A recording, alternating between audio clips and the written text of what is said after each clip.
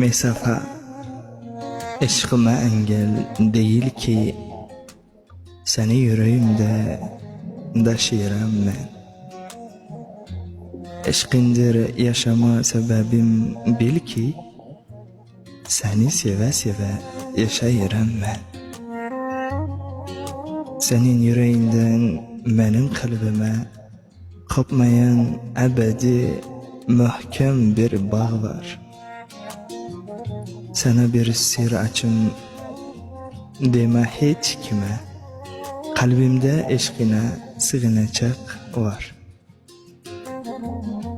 Bir yandan hoşbahtlik, bir yandan gurur, senin varlığına şükür ederim ben.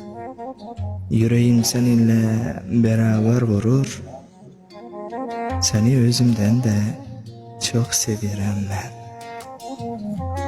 Yüreğim seninle beraber vurur, seni özümden de çok severim ben.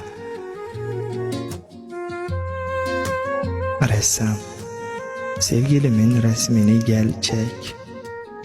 Sevgilim güzeldir, sen de güzel çek.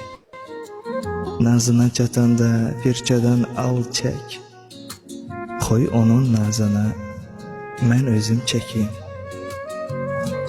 Çek onun karadan kara telini, çek ressam, çek onun ince belini. Gözüne çatanda sakla elini, can alan gözünü, ben özüm çekeyim. Çek Tanrı verdiği güzel kulunu, çek dört bir yanına sağı solunu, çek onun geçtiği hayat yolunu. Koy ayak izini, ben özüm çekeyim. Çek onun geçtiği hayat yolunu, koy ayak izini, ben özüm çekeyim.